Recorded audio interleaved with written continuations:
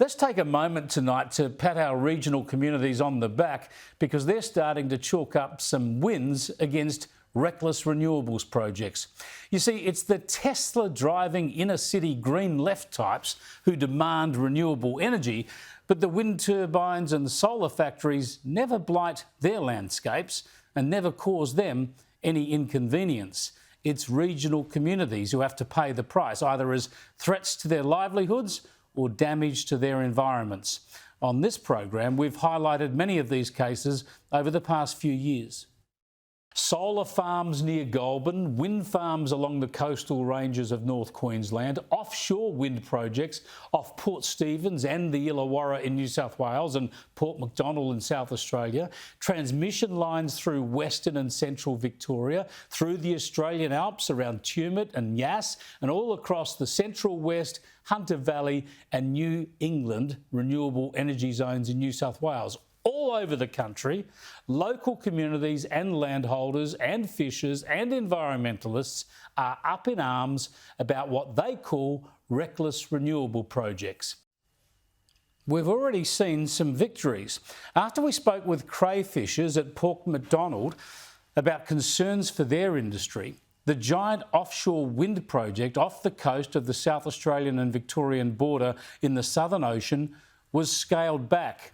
We've also seen the coalition offer hope to the Illawarra communities worried about their offshore project.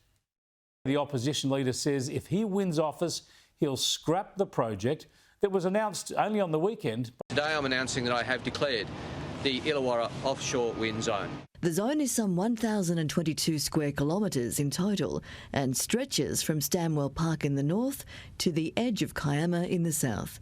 It'll sit around 20 kilometres offshore and could house over 200 turbines at its maximum capacity. Opponents of the scheme are still worried about the impact on marine life. This has never been done before. What they are proposing is a world first. This is an experiment, a massive experiment, and there is no evidence about the impact of offshore floating wind turbines on whales because there is no evidence.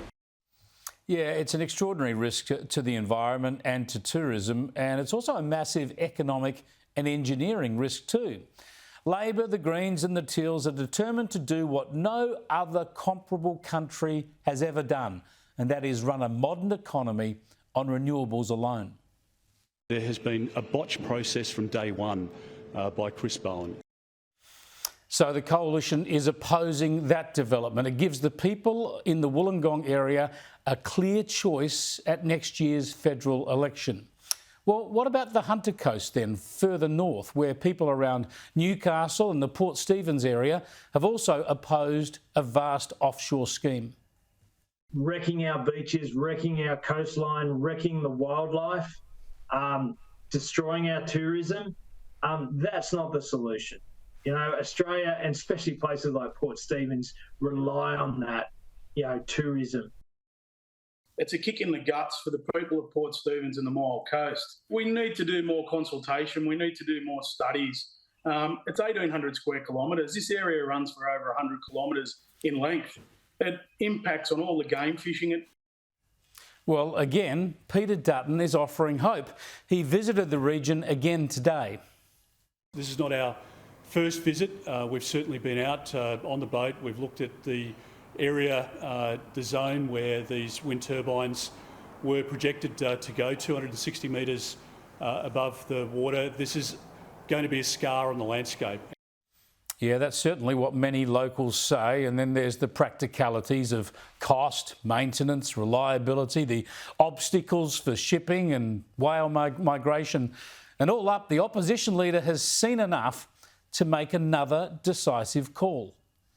If there is a change of government at the next election, then we can give an assurance to this local community that this project will not proceed. This zone will not proceed, and we will make sure that the environment and the local community comes first. So another community has a clear choice to make at the upcoming federal election. The politics of this is crucial. Seats could change hands. Grassroots communities are standing up for their local environments as hundreds of onshore and offshore wind projects, as well as solar factories, are being proposed right around the country. And don't start us on the transmission lines to connect them all. Now, just to give you some perspective on transmission lines, think of the Hume Highway stretching all the way from Sydney to Melbourne. We're talking about building the equivalent of 15 major transmission lines on one side of the highway, all the way from the Opera House down to the MCG, and then building another 15 lines on the other side of the highway. 30 major lines from Sydney to Melbourne. That's what they want to spread right across the eastern states. Yeah, the fight has only just begun on all of this, and all Labor can do is run a scare campaign about nuclear energy. There are two clear plans on offer now when it comes to our energy future. Neither's going to be cheap, but one plan, the Labor, Greens and Teal's plan for renewables only, involves an assault on landscapes and regional communities right across the country, and according to the engineering and economics, it will not work anyway. The other is the Coalition's nuclear plan, dense power with a small footprint using existing transmission lines, and which we know works so well that most developed countries are expanding its use.